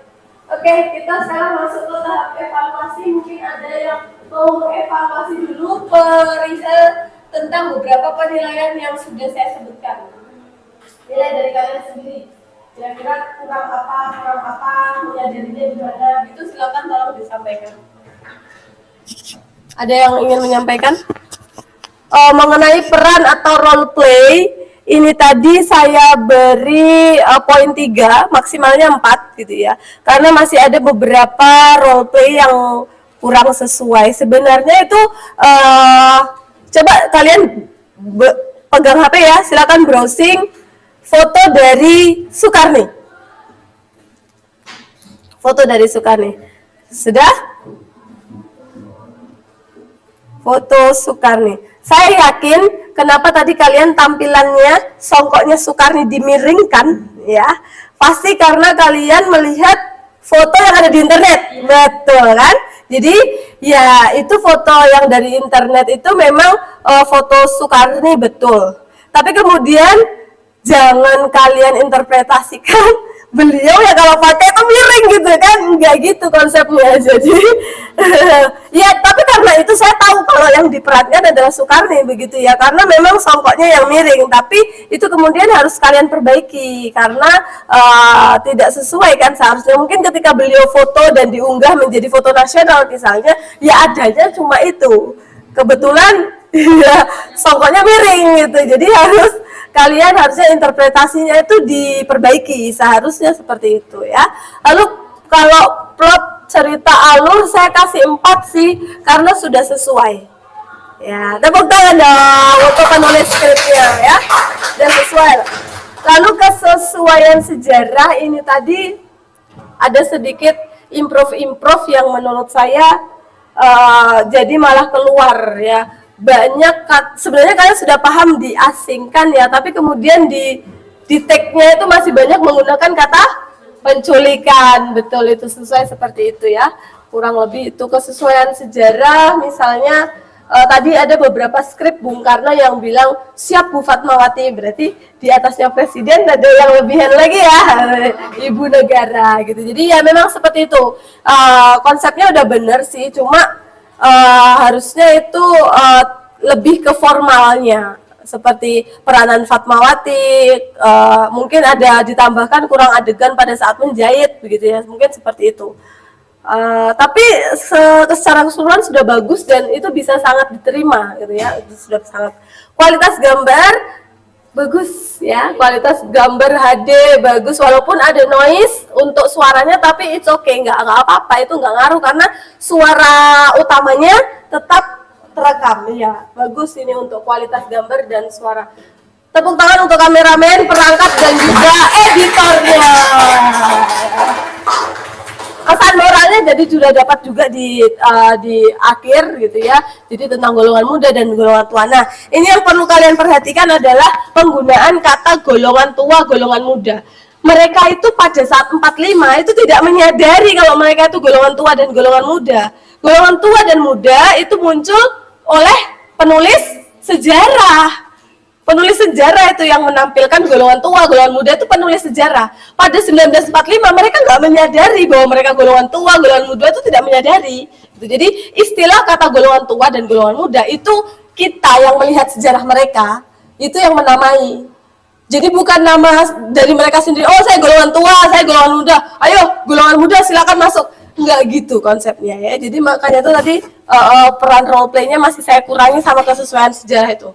Tapi masih di angka 3, masih tinggi ya, daripada 2 dan 1. Seperti itu. Lalu apalagi ya? Sultan Syahrir. Sultan Syahrir di situ kalian interpretasikan dia di teras baca koran sambil dengar radio. Radio BBC itu nggak sembarangan ya anak-anak. Jadi di situ cerita aslinya adalah itu adalah radio bawah tanah yang dicuri kabelnya oleh Sultan Syahrir supaya dia bisa mendengarkan. Jadi oke, modelnya seperti itu, tapi jangan di teras. Karena di teras itu terlalu terbuka gitu. Jadi seperti sembunyi-sembunyi, itu lebih bagus lagi. Oh iya, silakan. Jadi Sultan Syahrir itu melakukannya secara sembunyi-sembunyi. Jadi tidak seperti interpretasi sejarah kalian yang tiba-tiba di teras, waduh ada gitu, enggak gitu ya. Jadi itu yang perlu nanti dikoreksi, tapi nggak masalah ya. Jadi seperti saya lihat ada lucu-lucunya gitu ya. Ya karena nggak apa-apa, itu keterampilan kalian memang untuk menginterpretasi suatu sejarah, itu nggak apa-apa ya. Cuma itu tadi, terus Wikana datang tiba-tiba tadi. Tiba-tiba langsung maaf dong saya datang terlambat gitu. Itu kayak kurang sopan ya nggak sih, mungkin sekalian pada saat itu take-nya seperti apa saya kurang tahu, cuma kalian sudah menyadari ya. Iya menyadari, nggak apa-apa kalau sudah menyadari, itu kurang lebih seperti itu. Makanya itu poin kalian mungkin di role play sama kesesuaian sejarah aja. Untuk yang lain sudah poin maksimal.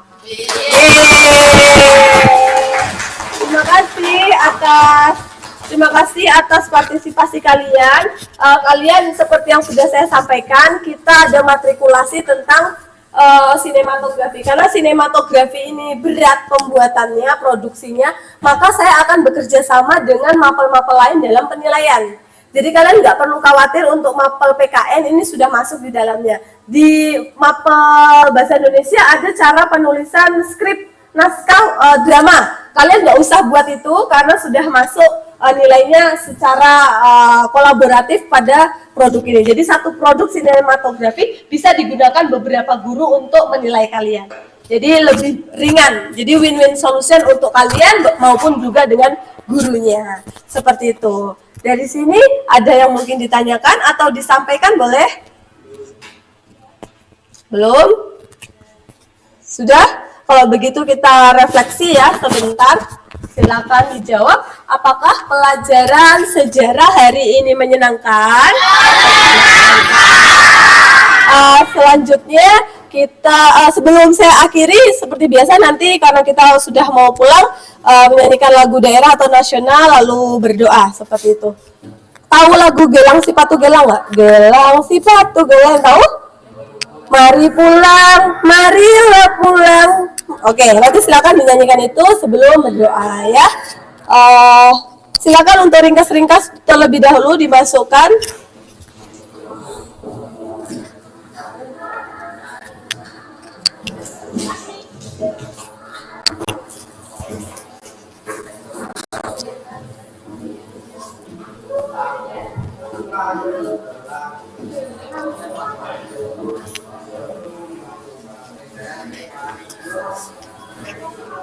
Sudah? Sebelum saya akhiri, saya ingin tanya dulu ke Cang Nara.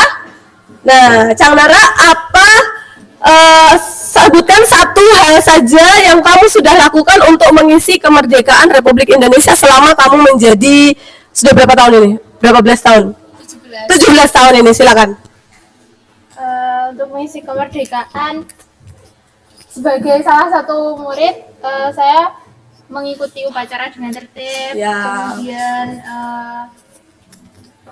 melakukan turut melakukan di masyarakat itu kayak kerja bakti atau gotong royong. Jadi menjunjung tinggi nilai gotong royong gitu ya, dan berpartisipasi dalam kemasyarakatan dan juga sebagai pelajar begitu. Oke, terima kasih Cang Nara. Selanjutnya satu lagi mungkin ya, Iqfa mungkin. Satu saja makna mungkin dari kemerdekaan menurut Iqfa. Makna dari kemerdekaan menurut saya adalah kita bisa mengartikan sebagai negara yang sudah terbebas dari penjajah dan bisa mengembangkan apapun untuk kemajuan bangsa Indonesia. Ya, amin. Terima kasih Iqfa. Oke, terima kasih. Tepuk tangan untuk Cang Nara dengan Iqfa. Luar biasa. Oke, selanjutnya silakan ketua kelas boleh memimpin menyanyikan lagu Gelang si Patu Gelang lalu berdoa ya. Silakan berdiri dulu.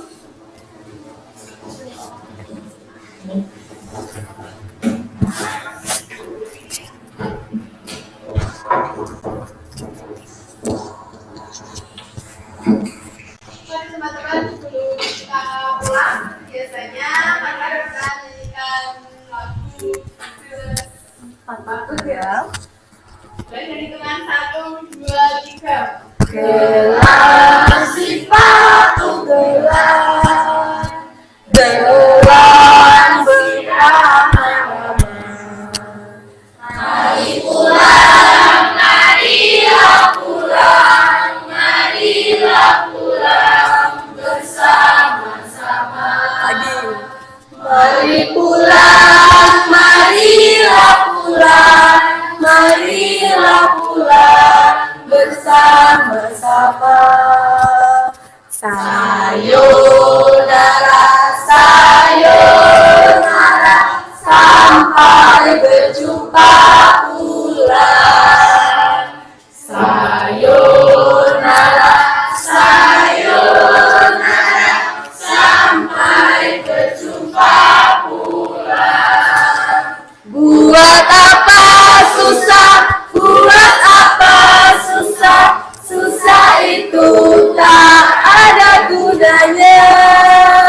Buat apa susah, buat apa susah, susah itu tak ada gunanya. Tepuk tangan. Kita berdoa.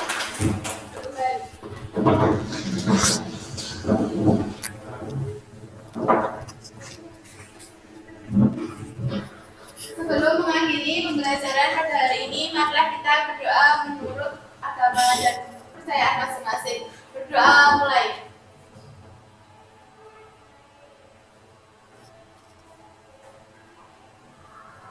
Doa selesai. Kepada Ibu Guru beri salam. Selamat sore, hati-hati di jalan. Salam hormat untuk keluarga dan orang tua kalian di rumah. Saya akhiri. Assalamualaikum warahmatullahi wabarakatuh. Waalaikumsalam warahmatullahi wabarakatuh. Silakan boleh pulang. Hati-hati di jalan ya.